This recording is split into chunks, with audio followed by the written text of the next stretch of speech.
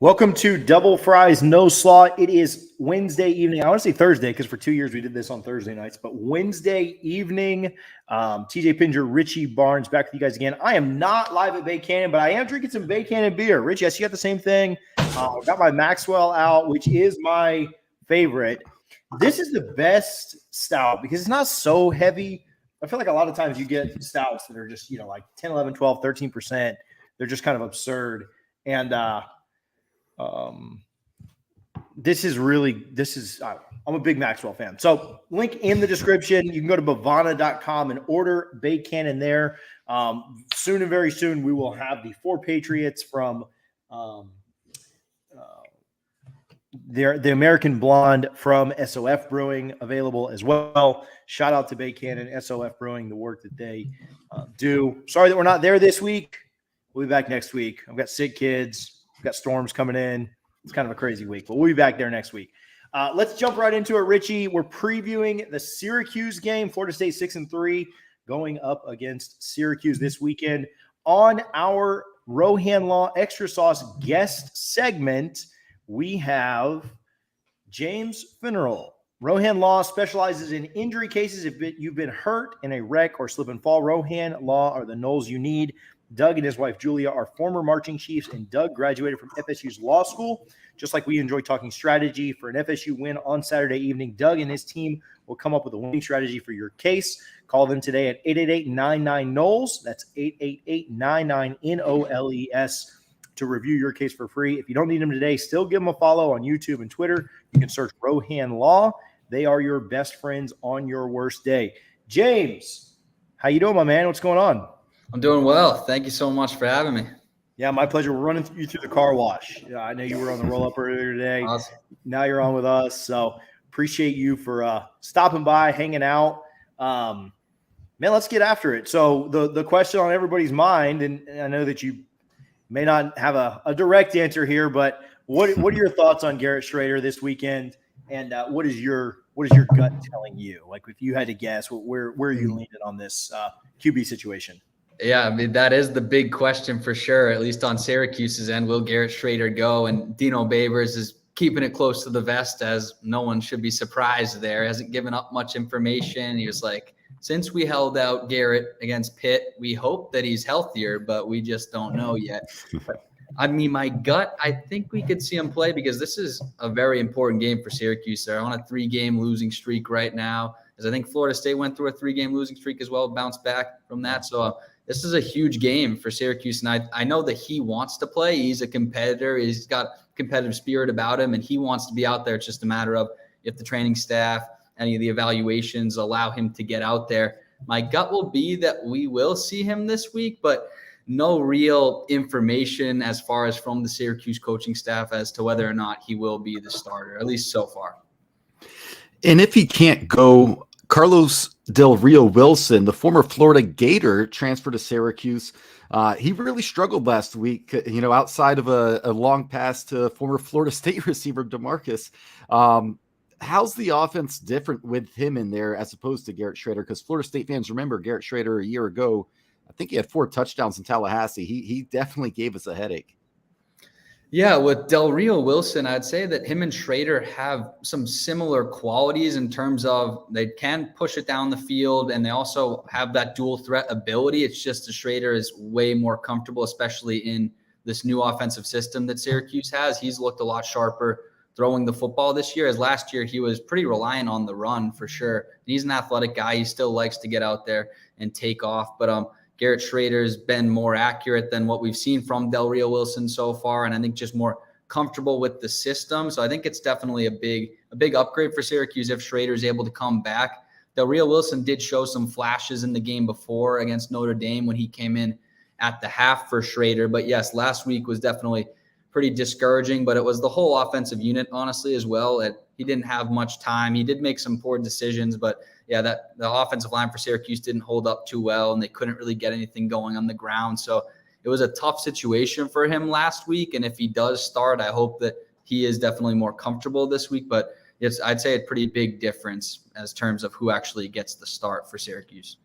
Yeah, and you kind of answered my question there a little bit, but Sean Tucker, a phenomenal running back, especially at the college level. He's going to play on Sundays, but his production the past few weeks has been down. Last week, just 19 yards on 10 carries. Is it the offensive line or is it something else going on with him? Because the past few weeks, he's really struggled, it seems.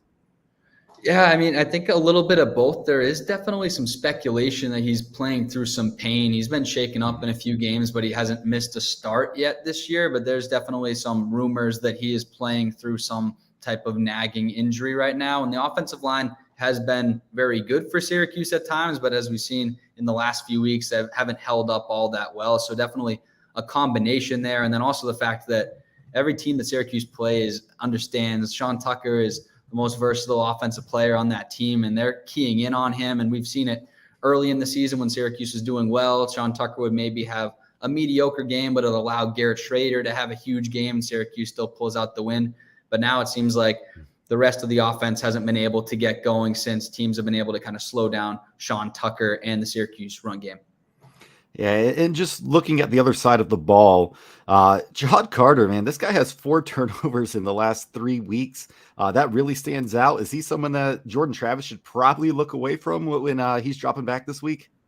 Yeah, you would think so. I would definitely avoid him if I was Jordan Travis. The way he's playing right now, he has really come along. Everyone knew heading into the year that he had a lot of potential, but he's really seeing it through, especially in the last 3 or so games. Even though Syracuse hasn't been able to pull out the wins, he's been playing at an extremely high level. Exciting to see where he can take it because he's definitely a hardworking guy and he's definitely developed.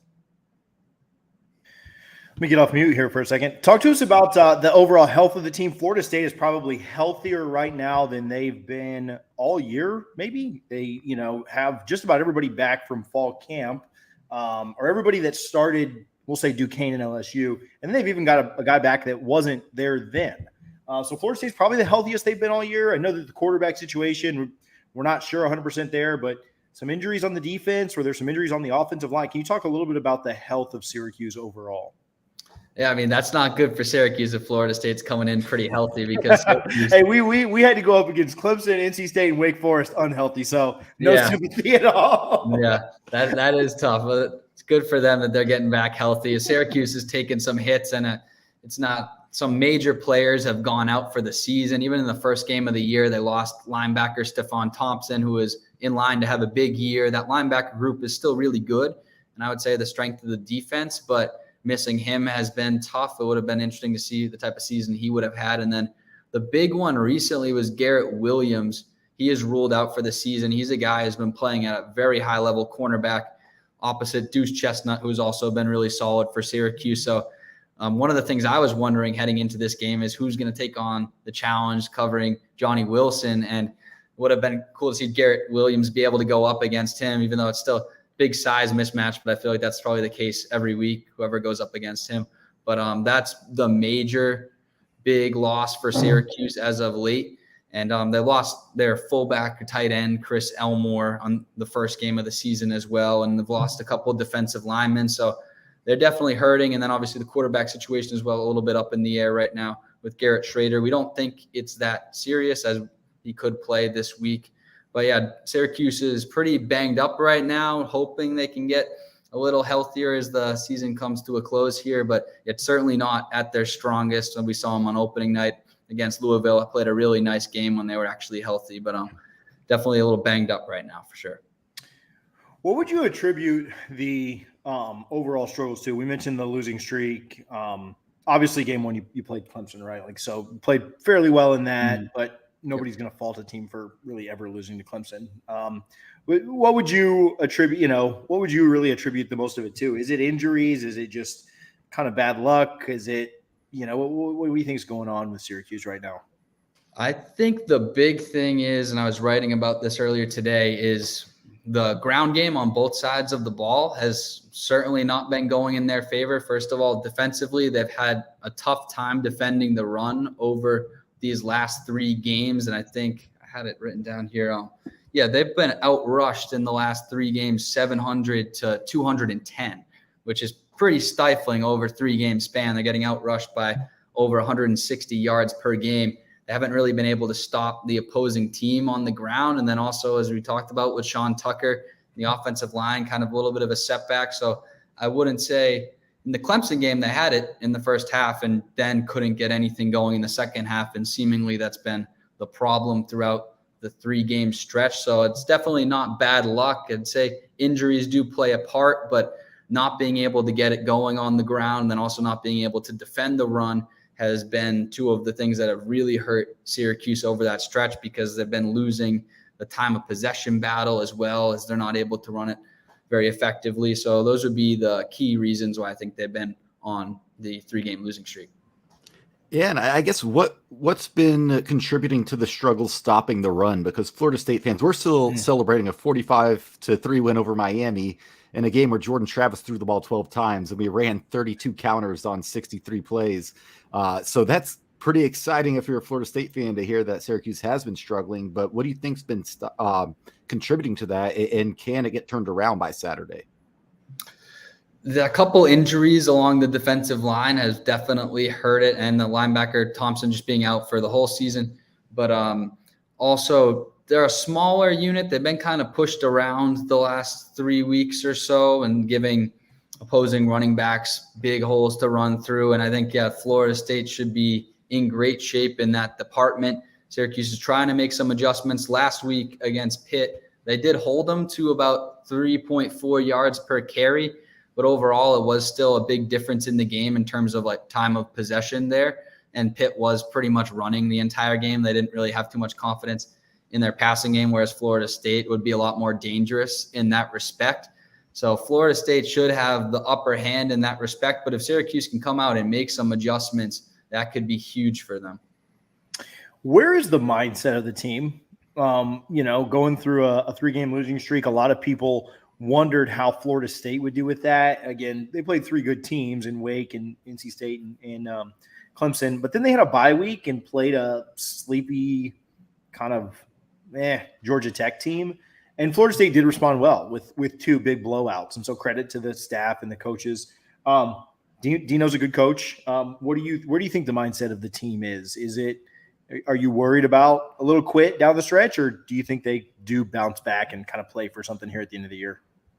I think it's definitely a concern. I mean, I was really wondering after that Clemson game when they were up at half by a decent margin and then giving it up towards the end. I was wondering how they would respond. And then obviously Notre Dame kind of ran it down them and then lost the following game. So it is tough to say. I wouldn't say like they've completely given up. Obviously, they still take it one game at a time, and they believe they have the talent, as they were picked to finish last in the ACC Atlantic heading into the year. So the season has already kind of overachieved in terms of the expectations on this team. I think the preseason win total was 5.5, and then they just started the season 6-0. So that's definitely encouraging, but it's not easy when you're on the 3-game losing streak and then you run into a Florida State team that seems to be on the upswing here. So even if you're not mentally defeated or have a little quit in you, it's still going to be tough to face an opponent like that. And then they go to Wake Forest and then have BC on the road to end the season.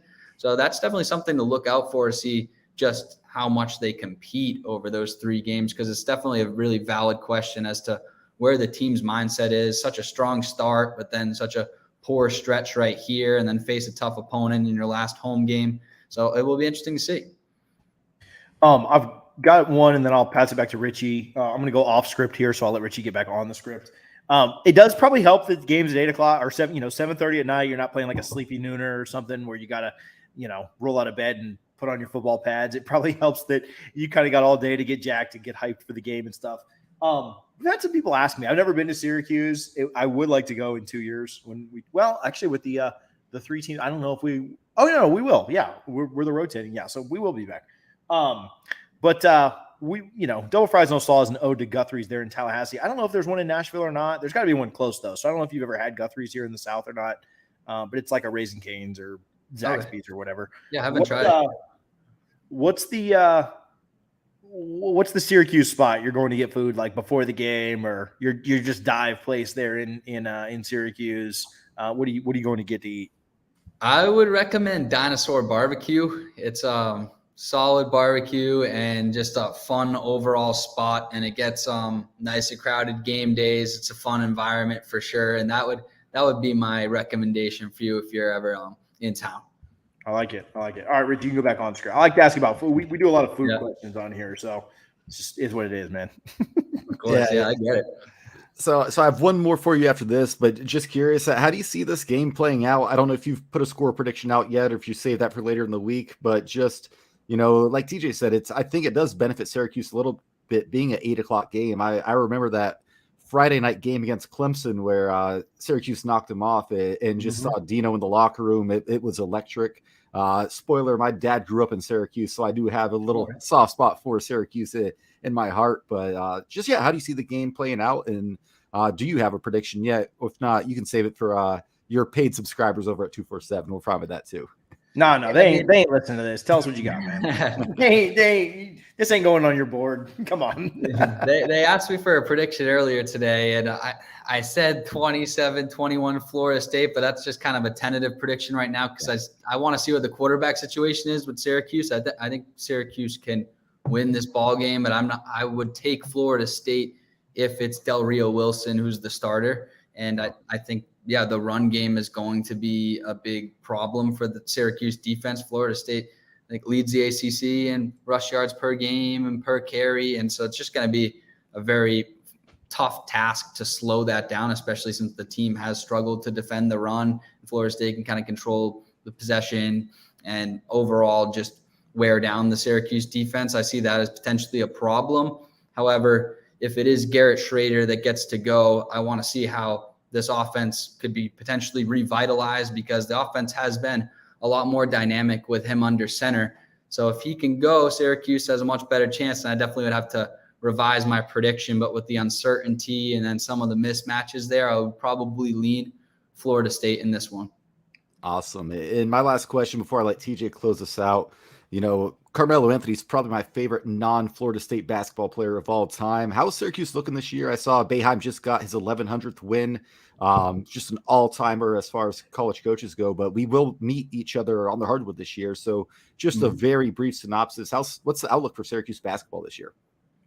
Yeah, Syracuse basketball, it's going to be a fun season to watch for sure. Last season was a big disappointment. Didn't make the tournament. They had both of Jim Boeheim's sons were on the team, and they're both good players, and they didn't make the dance. So that was disappointing, but this season is definitely could go a bunch of different ways. They have about 4 or 5 freshmen who are going to get legitimate minutes this year. So it will really depend on how those guys pan out. They have some decent veteran leadership as well. And I do expect them to get back to the tournament this year. They could be a very good team, or they could fall short of expectations again, but it's definitely an exciting time for Syracuse basketball. They got a lot of high quality freshmen coming in, a lot of guys who play with high energy, high tempo. So Syracuse basketball is going to look a lot different this year, but it could be for the better. Are you familiar at all with this Baba Miller situation? Have you seen any of this stuff going around with Florida State or no? I have not. No, I'm not familiar. All right. So high level overview, kid. Yeah. Well, maybe we shouldn't tell you, but since I asked you, whatever, the fans know, but they can hear it again. Recruit from Spain took a, is he from Spain, Richie? Yeah, he's from Spain. So he took a $3,000 flight. Took a comped flight before he signed. He was 16 years old. Yep. Yeah, a few years ago. And once he learned it was a recruiting violation, they paid it back, but took a comped flight, $3,000 in the era of NIL, and the NCAA suspended him for like 16 games, half the season. So Florida State is just like, pretty upset about it. Richie's wearing his free Baba shirt. So anyway, I'll have it on at UCF crap on the Friday night. I'm gonna have to keep my eyes on that. I wanted to get you to crap on the NCAA, but since you didn't know about it, I won't make you. But James, where can people find your work? Where can they find out more about what you're writing, read about Syracuse, the matchup, the preview, and all that? Yep. So my work is on 24/7 Sports. Cuse Nation is the name of the Syracuse specific team site. And then on social media, just James Finneral. I'll post some content there as well. And those are just the main places you can find my work.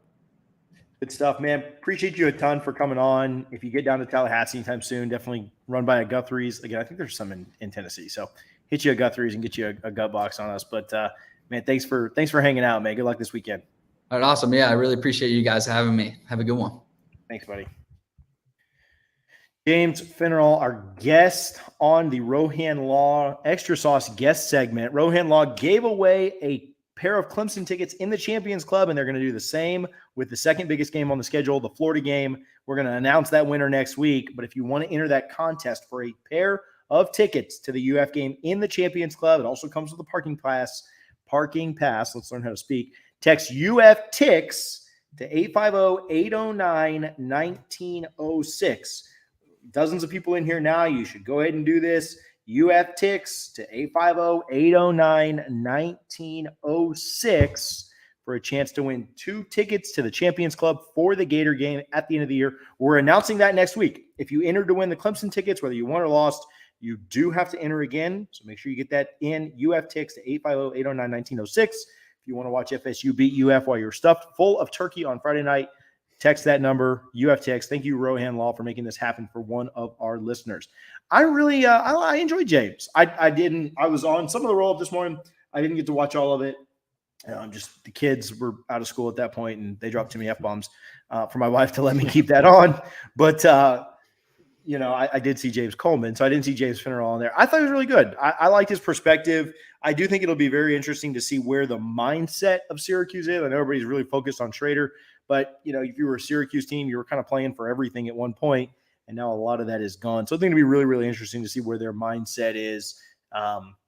And obviously who starts at quarterback. That is the big one. Right? Probably means more than the mindset at this point. So, Richie, any thoughts? You want to jump right into our pick six? Yeah, no, I appreciate James, and definitely, guys, go give them a look. And if you're like me, I will be on their message board all basketball season as well, especially leading up to the Florida State Syracuse basketball games. Good stuff. Well, I want to give a quick shout out to Made Equal Clothing. This is our Made Equal pick six. Harlan, you can get in here whenever you get a chance, but shout out to Made Equal Clothing. It's a clothing brand that raises awareness for racial and color discrimination, and it financially supports local charities and partners working to bring positive change for it. Primary objective of the brand is to create a platform for anyone and everyone to talk about race, diversity, culture, and facing adversity in a safe place. The best part about Made Equal is they donate 10% of your order to one of their local partners that you choose from a list. It's madeequalco.com. Their Twitter is madeequalco.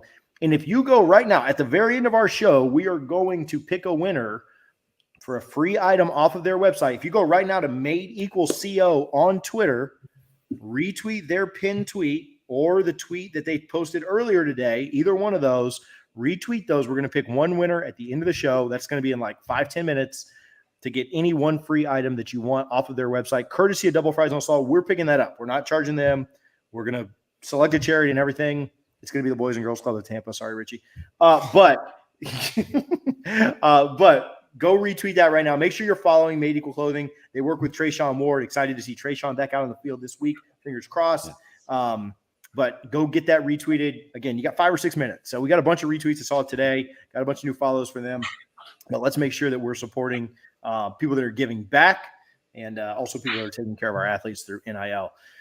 All right, let's Harlan, we're running out of time, so let's skip the update of where we are as far as scores. I don't think anybody needs to hear that. But let's get – no, I'm just kidding. What do we got for the week? And then, Richie, run us down.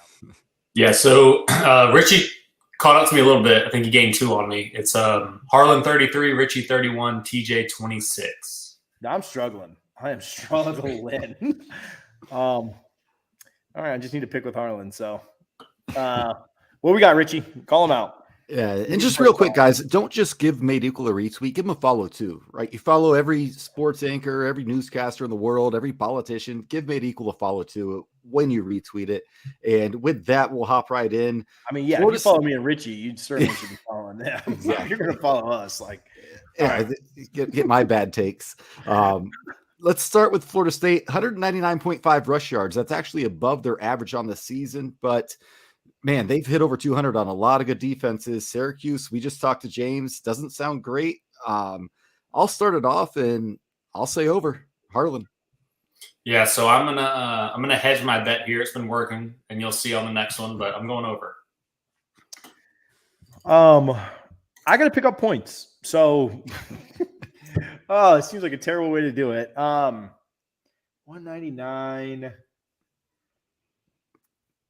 JT doesn't get sacked much, so that's why I feel pretty confident in the over there. Yeah, I got to go over there. I really want to pick up some points, so I'm looking for opportunities to disagree with you guys, and I just can't go there. Over on that one. So we'll start with Harlow on this one. I think he kind of showed his hand a little bit. I'm guessing he's going under Jordan Travis, 260.5 pass yards. No, I'm hedging it, so I'm going over on both, and one of them's going to hit. Okay.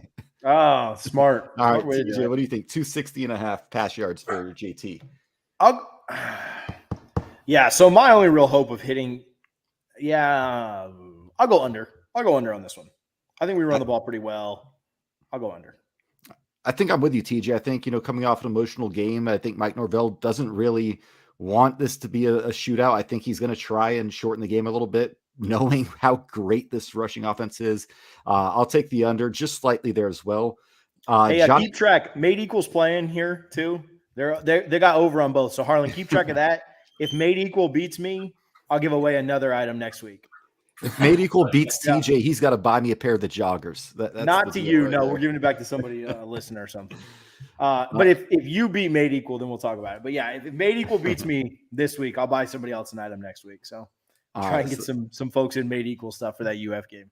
So I'll kick off this next one. Johnny Wilson, 65.5 receiving yards. I think he gets a touchdown, maybe two, but I'm going to go under, which seems silly because he seems to have one big catch in every game.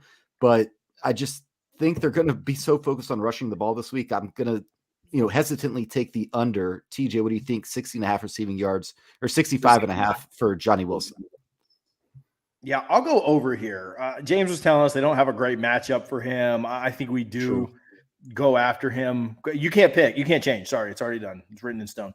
But yeah, Johnny Wilson last week only had 2 catches. I think he gets more involved this week, and I'll go over. Yeah, their number 1 corner is out for the year. I'm going over. All right, let's go. So we don't do a lot of these, but let's mix in a little defensive action here. Jamie Robinson, 7.5 tackles a game. That is his average on the season. TJ, Harlan, start us off this time. Yeah, so I actually looked at these beforehand. I don't normally do that, so I hope I'm not screwing my luck here. But he's had like 10, 8, 7, and then 10 in the last 5. So I'm going to go over. Yeah, I'm going over as well. He struggled a little bit at the beginning of the year. People were questioning if he had regressed. He's really turned it on. And it's not just that play you saw where he threw the guy down, which was fantastic. Harlan, I'm sure you saw Made Equal did under on Wilson. But I'll go over on Robinson for sure. I want to go against the two of you, but I can't, right? This is a guy that, like you said, TJ, struggled early on in the year. I got to go over here. And that tackle on Ja'Carry Brown, that was probably my favorite defensive player of the entire season so far. But keeping it on the defensive side of the ball. Hey, let's pause real quick. Yep. Where does that live? So Made Equal's got the under there. They're trying to steal a point from me. I see that. That to me, that's like when Timmy Jernigan ragdolled the offensive lineman down. No, that was better. But the crazy thing is that was after the play. That play was over. And then you always think about Stanford Samuel's hit, Nigel Bradham's hit, Marvin Jones. Yeah. Marvin Jones, Greg Jones running over Sean Taylor.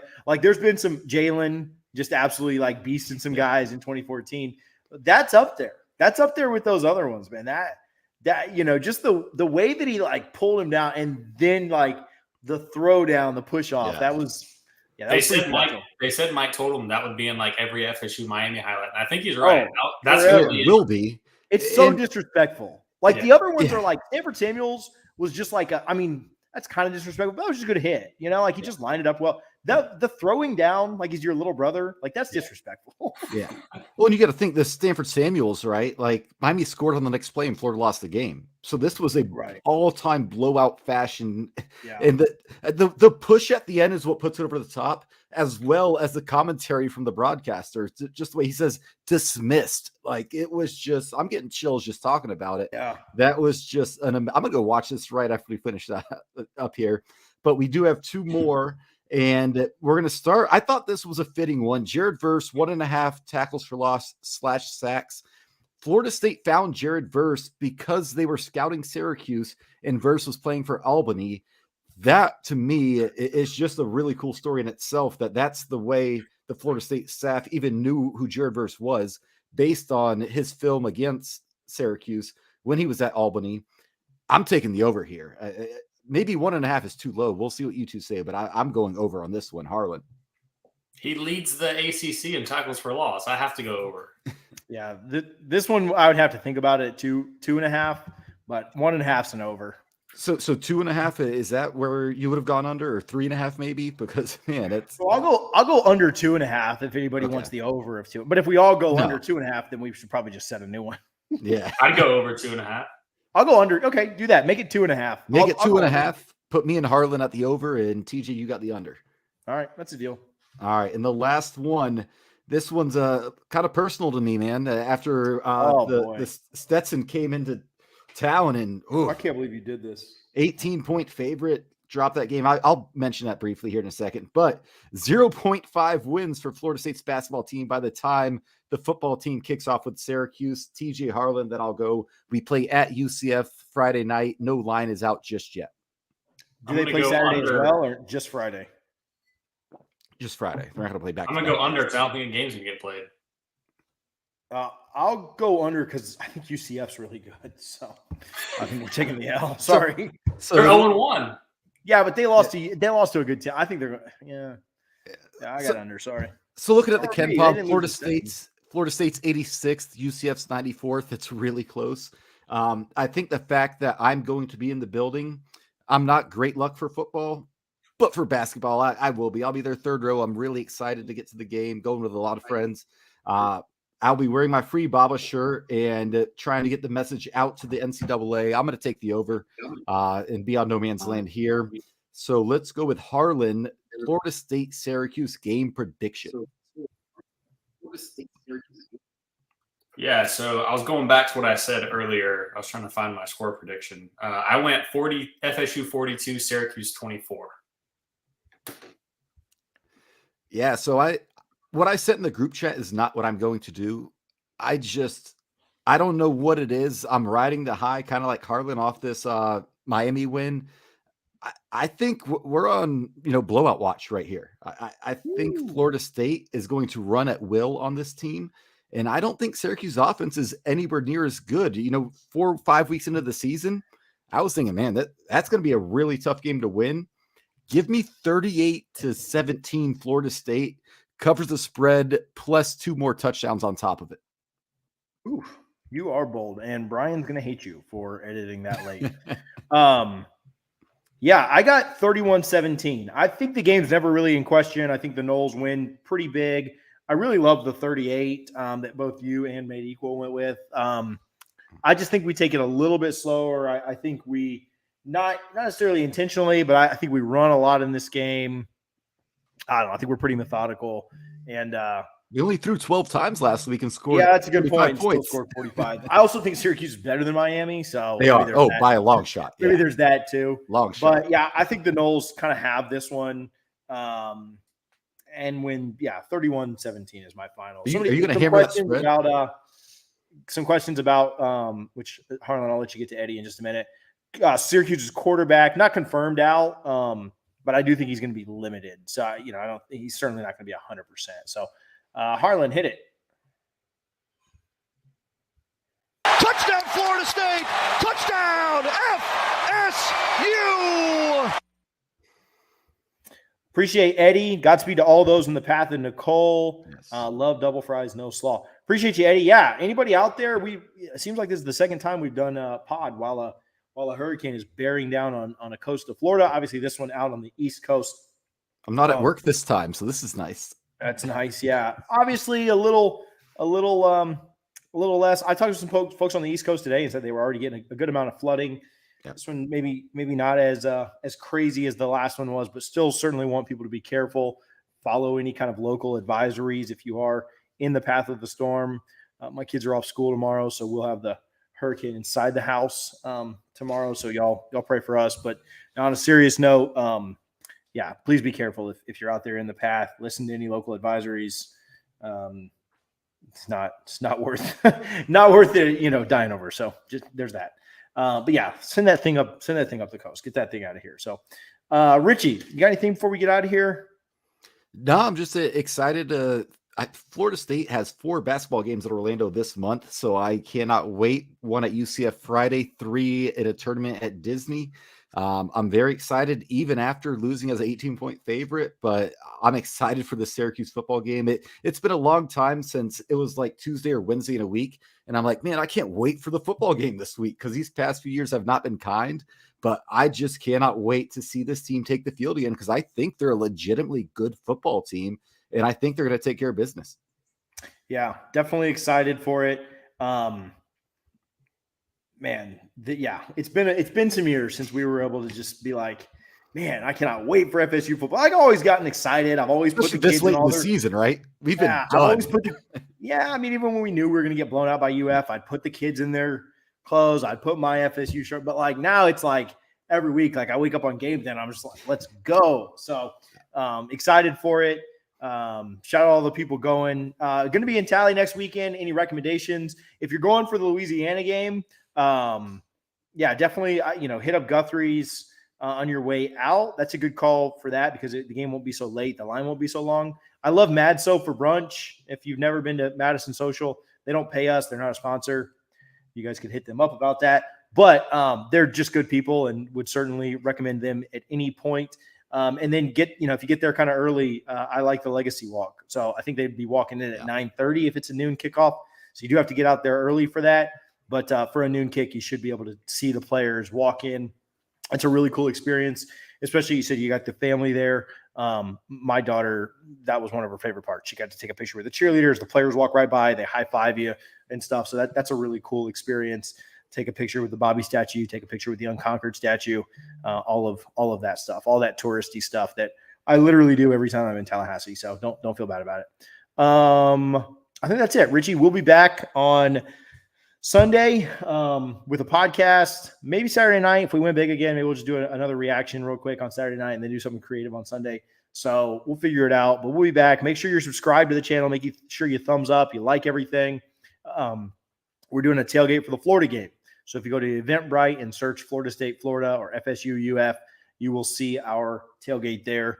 Would certainly enjoy having you out. Certainly enjoy hanging out with you on Black Friday before we beat the Gators.